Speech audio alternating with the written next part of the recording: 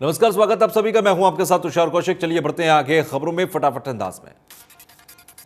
राष्ट्रपति रामनाथ कोविंद ने सदैव अटल स्मृति स्थल पर पुष्पचक्र अर्पित किए। स्मृति स्थल पर प्रार्थना सभा आयोजित की गई। पूर्व प्रधानमंत्री अटल बिहारी वाजपेयी की 97वीं जयंती। इस मौके पर प्रधानमंत्री नरेंद्र मोदी ने सदैव अटल स्मृति स्थल पर अटल जी को श्रद्धांजलि दी। रक्षा मंत्री राजनाथ सिंह ने सदैव अटल स्मृति स्थल पर पुष्प अर्पित कर अटल जी को नमन किया।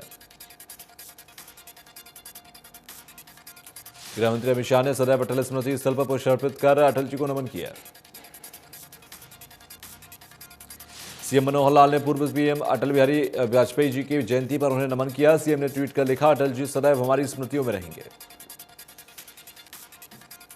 भारत समेत दुनिया भर में क्रिसमस डे मनाया जा रहा है। रंग बिरंगी रोशनियों से सजाए गए चर्चों में विश्व शांति के लिए प्रार्थना की जा रही है। राष्ट्रपति रामनाथ कोविंद ने देशवासियों समेत ईसाई भाइयों और बहनों को क्रिसमस की बधाई दी। ट्वीट कर लिखा, ईसा मसीह की शिक्षाओं को अपने जीवन में अपनाएं। पीएम मोदी ने देशवासियों को क्रिसमस की बधाई दी। ट्वीट कर लिखा, हम यीशु मसीह के जीवन और महान शिक्षाओं को याद करते हैं, जिन्होंने सेवा, दया और नम्रता पर सबसे ज्यादा जोर दिया।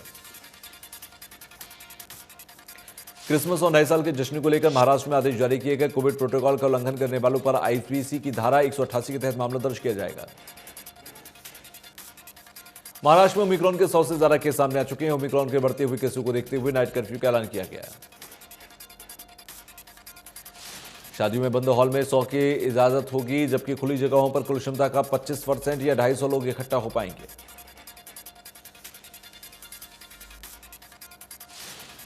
महाराष्ट्र में ओमिक्रॉन का कहर तेजी से बढ़ रहा है। महाराष्ट्र में ओमिक्रॉन के अब तक 108 केस हो चुके हैं। ओमिक्रॉन के 79 मामलों के साथ दिल्ली दूसरे स्थान पर, जिसको देखते हुए दिल्ली में सरकार ने सतर्कता बढ़ा दी है। कर्नाटक में ओमिक्रॉन के 12 नए केस सामने आए, जिसके बाद ओमिक्रॉन संक्रमितों की संख्या बढ़कर 31 हो गई है। ओमिक्रॉन की दहशत के बीच यूपी की योगी सरकार ने प्रदेश में शनिवार से नाइट कर्फ्यू लगाने का फैसला किया। 25 दिसंबर से रात 11 से सुबह 5 बजे तक रात में कर्फ्यू लगाया जाएगा। इसके साथ ही शादियों में 200 से ज्यादा लोगों की इजाजत नहीं होगी। सीएम योगी ने उच्च स्तरीय टीम को निर्देश दिए हैं कि वो बाजारों में मास्क नहीं तो सामान नहीं के संदेश के साथ व्यापारियों को जागरूक करें। बिना मास्क के कोई भी दुकानदार ग्राहक को सामान ना दे। ओमिक्रॉन की संभावित लहर को देखते हुए एमपी में नाइट कर्फ्यू का ऐलान कर दिया गया। राज्य में रात 11 बजे से सुबह 5 बजे तक नाइट कर्फ्यू रहेगा। हरियाणा में ओमिक्रॉन के 4 नए केस सामने आए हैं, जिसके बाद सरकार अलर्ट पर है। ओमिक्रॉन के बढ़ते हुए प्रभाव को देखते हुए चंडीगढ़ में सरकार ने रात 11 से सुबह 5 बजे तक आवागमन प्रतिबंधित करने का ऐलान किया। कई राज्यों ने क्रिसमस और न्यू ईयर पर होने वाली भीड़ पर रोक लगाने का आदेश जारी कर दिया। दिल्ली ने पब्लिक प्लेसेस में किसी भी सेलिब्रेशन को बैन कर दिया है। साउथ दिल्ली के मेहरौली के अंदर दिल्ली डिजास्टर मैनेजमेंट अथॉरिटी के आदेश का उल्लंघन करने पर एक क्लब को सील कर दिया गया। 50% से ज्यादा भीड़ पाए जाने पर यह कार्रवाई की गई। डीडीएमए के आदेश के मुताबिक अगले आदेश तक किसी भी होटल, बार या रेस्टोरेंट में 50% सीटिंग कैपेसिटी को अलाउ किया जाएगा।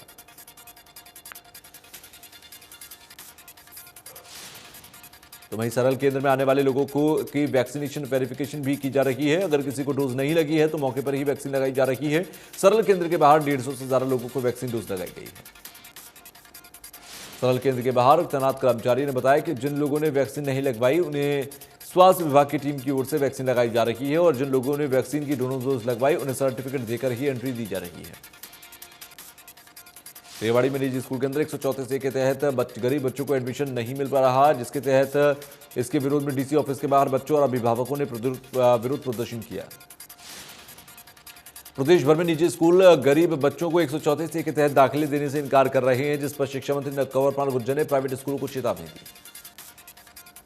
कंवरपाल गुर्जर ने कहा कि निजी स्कूलों को दाखिले देने ही होंगे, क्योंकि ये कोर्ट के आदेश भी हैं। वहीं उन्होंने बताया कि इस मुद्दे पर सीएम मनोहर लाल ने भी बैठक बुलाई है।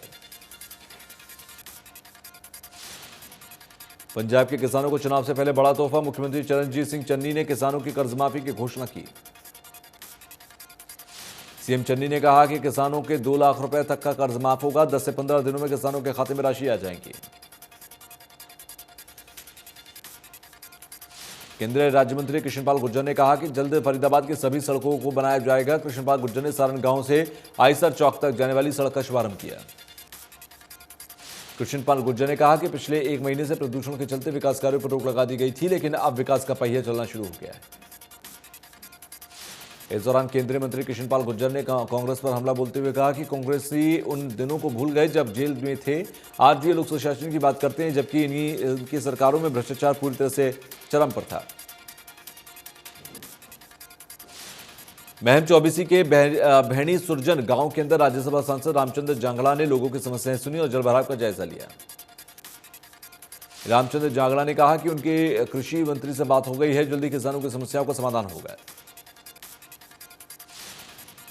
तो वहीं रामचंद्र जांगड़ा ने कहा कि पिछली फसल खराब हो गई और अगली फसल की बिजाई नहीं हो पाएगी, इसीलिए दोनों फसलों का मुआवजा दिया जाएगा। पलवल में सहकारिता मंत्री डॉक्टर बनवारी लाल ने जिला लोक संपर्क एवं परिवाद समिति की मासिक बैठक बुलाई। बैठक में एजेंडे में 15 शिकायतें शामिल की गईं। इस मौके पर जिला उपायुक्त कृष्ण कुमार हतीन के विधायक प्रदीप डागर, पलवल के विधायक दीपक मंगला के साथ सभी विभागों के अधिकारी मौजूद रहे। सिरसा में मुख्यमंत्री परिवार उत्थान योजना के तहत ब्लॉक स्तरीय अंत्योदय मेले का आयोजन किया गया, जिसका लक्ष्य गरीब परिवारों को की आय 1,80,000 पहुंचाना है। लोन के माध्यम से गरीब परिवारों को लाभ दिया जा रहा है। लोन लेकर परिवार वाले खुद व्यवसाय कर सकेंगे। पलवल में किसानों को पर्याप्त खाद नहीं मिल रही, जिसको लेकर धतीर पुलिस चौकी में ग्रामीणों ने हंगामा किया। ग्रामीणों ने अधिकारियों पर गंभीर आरोप लगाए। ग्रामीणों ने कहा कि कर्मचारी अपने रिश्तेदारों को खाद के लिए 20-20 कट्टे देने जा रहे हैं।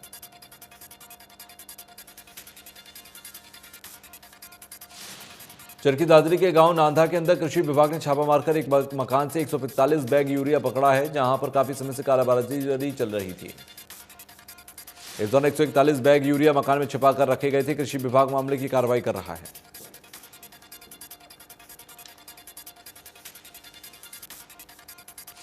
कृषि मंत्री जेपी दलाल ने यूरिया की कमी पर कहा कि यूरिया की कमी ना हो और रहने दी जाएगी, इसलिए विपक्ष की कमी का भ्रम है।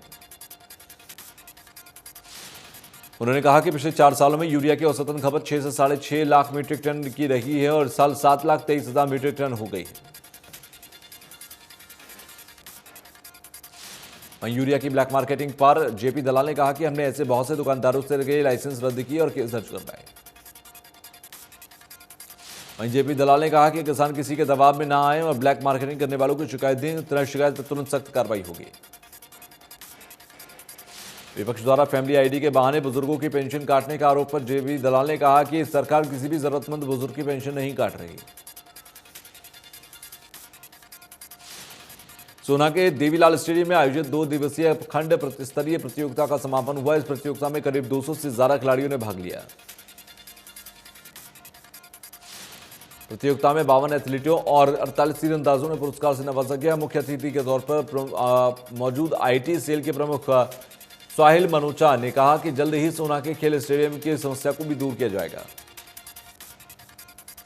कैबिनेट मंत्री रंजीत सिंह ने कहा कि विधानसभा के शीतकालीन सत्र में सभी मुद्दों पर संयम के साथ सत्ता पक्ष और विपक्ष के बीच चर्चा हुई। उन्होंने कहा कि विपक्ष को सभी मुद्दों पर बोलने का पूरा समय दिया गया। साथ ही उन्होंने कहा कि हरियाणा की पूरी पारदर्शिता के साथ सरकार चल रही है। किसानों के मामले पर सदन में सीएम ने जवाब दिया। किसानों के केस के बारे वापस लेने के बारे में उन्होंने सीएम ने विस्तार से जानकारी दी।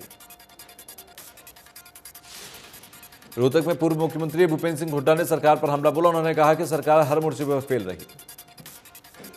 साथ ही उन्होंने प्रदेश की कानून व्यवस्था पर भी सवाल खड़े किए। उन्होंने एचपीएससी घोटाले में सीबीआई जांच करने की मांग की है। सोनीपत में मोतीलाल नेहरू स्पोर्ट्स स्कूल के अंदर खेल मंत्री संदीप सिंह समेत स्थानीय विधायक मोहन लाल बडौली और सांसद रमेश कौशिक ने वार्षिक समारोह में शिरकत की। खेल मंत्री ने कहा कि खेलो इंडिया के तहत गोल्ड मेडल खिलाड़ी को 1.5 लाख, सिल्वर मेडल खिलाड़ी को 1 लाख और कांस्य पदक एक खिलाड़ी को 75,000 रुपए दिए जाएंगे। साथ ही इंटरनेशनल में खेलने वाले खिलाड़ी को 5 लाख रुपए देने की घोषणा। उन्होंने कहा कि राय स्पोर्ट्स यूनिवर्सिटी बनाने का प्रस्ताव जल्द ही पास किया जाएगा। उन्होंने कहा कि हरियाणा सरकार की खेल नीति देश में नंबर 1 है, लेकिन हम सबको मिलकर इसे और बेहतर बनाने का प्रयास करना चाहिए। Delhi public school sector 81 greater Faridabad में 10वीं कक्षा की छात्र नंदना सोनी ने मोहाली में रोलर स्केटिंग चैंपियनशिप में गोल्ड मेडल जीतकर प्रदेश का नाम रोशन किया। नंदना के गोल्ड मेडल जीतने पर डीपीएस ग्रेफा के professor VC Rohit Jain principal ने स्कूल के अंदर नंदिता और उनके परिवार का स्वागत किया। इस दौरान नंदिता सोनी उनके माता पिता ने उनकी इस उपलब्धि के लिए उन्हें नवाजा। सिरसा शहर के परशुराम चौक पर देर रात रेहड़ी चालक और पुलिसकर्मी के बीच विवाद हुआ। परशुराम चौक पर ट्रैफिक ज्यादा था और पुलिसकर्मी ने पीछे आकर उसे थप्पड़ मार दिया, जिसका उसने विरोध किया तो उसका सामान उठाना शुरू कर दिया। रेहड़ी चालक और पुलिसकर्मी के बीच बहस हो गई। जो व्यक्ति बीच बचाव के लिए आया उस पुलिस अपने साथ लेकर गई। तोशाम कृषि मालिकों, ट्रक मालिकों, मजदूर और बड़ी मशीनों के संचालकों ने धरना दिया है। उनकी मांग है कि बंद कृषि इकाइयों को खुलवाया जाए। क्रिश्चियन एसोसिएशन का यह कहना है कि केंद्र और राज्य सरकार के मंत्रियों और प्रशासनिक अधिकारियों से इसके बारे में बात की, लेकिन कोई समाधान नहीं हुआ। गोलाचिका के अंदर मनरेगा मजदूर यूनियन की सैकड़ों महिलाओं ने इकट्ठा होकर शहीद उधम सिंह चौक पर धरना प्रदर्शन किया और नारेबाजी की। महिलाओं ने कहा कि प्रशासन ने अगर उनकी मांगें नहीं मानी तो वो रोड पर जाम करने को मजबूर हो जाएंगी। महिलाओं ने कहा कि उन्हें काम नहीं करने दिया जा रहा।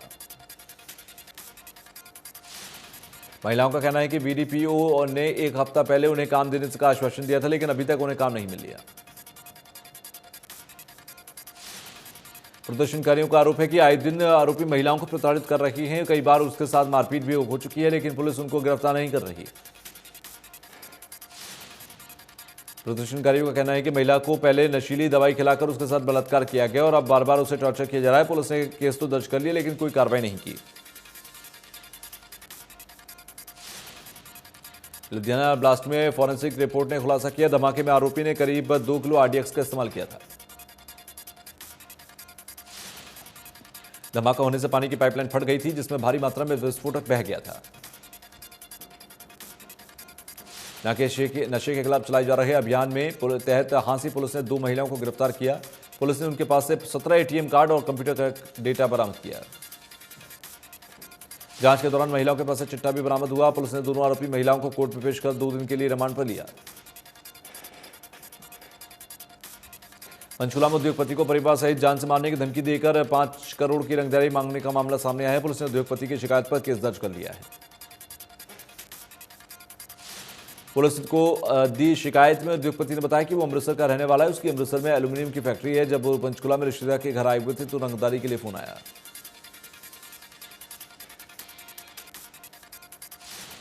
फतेहपुर के आजाद नगर में एक मृत महिला के वैक्सीनेशन का मामला सामने आया, जबकि 80 वर्षीय महिला की कोरोना की दूसरी लहर की वजह से मौत हो चुकी है।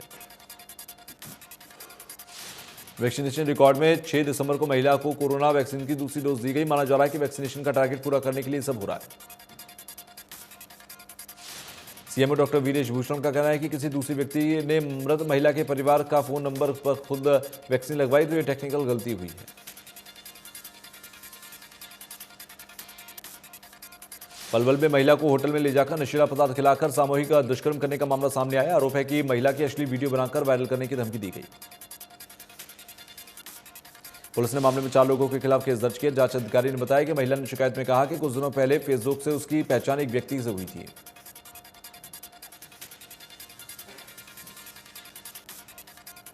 फतेहाबाद के जवाहर चौक इलाके में एक युवक ने बंद कमरे में फांसी लगाकर आत्महत्या कर ली। फिलहाल आत्महत्या के कारणों का पता नहीं लग पाया।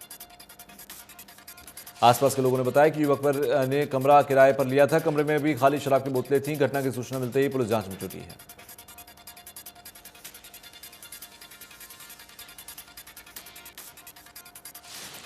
गुरुग्राम में एम्बियंस मॉल के बाहर शॉर्ट सर्किट के चलते आग लगी और दमकल की विभाग की गाड़ियों ने कड़ी मशक्कत के बाद आग पर काबू पाया। बीच रास्ते कार में आग लगने से जाम लग गया। ट्रैफिक जाम से लोगों को परेशानी का सामना करना पड़ा। सोनीपत में फैक्ट्रियों का जहरीले केमिकल लोगों के जीवन में बीमारियों का जहर घोल रहा है। सबसे ज्यादा इंडस्ट्री एरिया राय, गन्नौर, नाथुपुर, सबौली और कुंडली में है। सोनीपत का काफी क्षेत्र रेड जोन में शामिल हो गया है। जमीन की सतह से पानी जो बचा हुआ था वो भी पीने लायक नहीं रहा। दिल्ली में प्रदूषण का स्तर लगातार बढ़ता जा रहा है। दिल्ली में AQI 398 दर्ज किया गया। हिसार की आबो हवा बेहद खराब श्रेणी में दर्ज की गई, जहां एयर क्वालिटी इंडेक्स 360 के पार पाया गया। फरीदाबाद में एयर क्वालिटी इंडेक्स 244 दर्ज किया गया, जो बेहद खराब श्रेणी में है। भिवानी में एयर क्वालिटी इंडेक्स 370 के पार दर्ज किया गया, जिसकी वजह से बच्चों और बुजुर्गों को परेशानी हो रही है। हिसार की आबो हवा खराब श्रेणी में दर्ज की गई, जहां एयर क्वालिटी इंडेक्स 364 हुआ। रोहतक में एयर क्वालिटी इंडेक्स 447 दर्ज किया गया, जो बेहद खराब श्रेणी में है।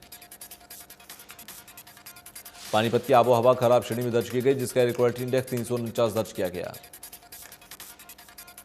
गुरुग्राम में एयर क्वालिटी इंडेक्स 220 के पार दर्ज किया गया। इस दौरान दमा के मरीजों को परेशानी का सामना करना पड़ा। जैसलमेर जिले में शुक्रवार शाम भारतीय सेना का फाइटर जेट MiG-21 क्रैश हो गया। इस हादसे में विंग कमांडर हर्षित सिन्हा शहीद हो गए। भारतीय वायुसेना ने ट्वीट कर इस हादसे की जानकारी दी। हादसा करीब रात 8:30 बजे हुआ, उस समय जब MiG-21 पश्चिमी क्षेत्र की उड़ान पर था। जम्मू कश्मीर के शोपियां में आतंकी और सुरक्षा बलों के बीच मुठभेड़ हुई। शुक्रवार को भी अनंतनाग में सुरक्षा बलों और आतंकियों के बीच मुठभेड़ में एक आतंकवादी मारा गया था।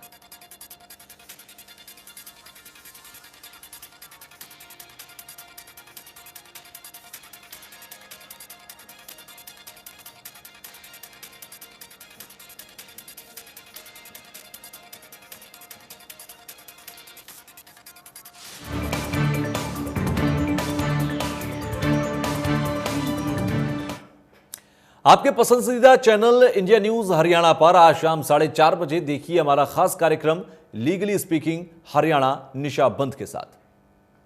जिम्मेदार बने, सजग रहे। लीगली स्पीकिंग हरियाणा देखिए मेरे साथ, सिर्फ इंडिया न्यूज हरियाणा।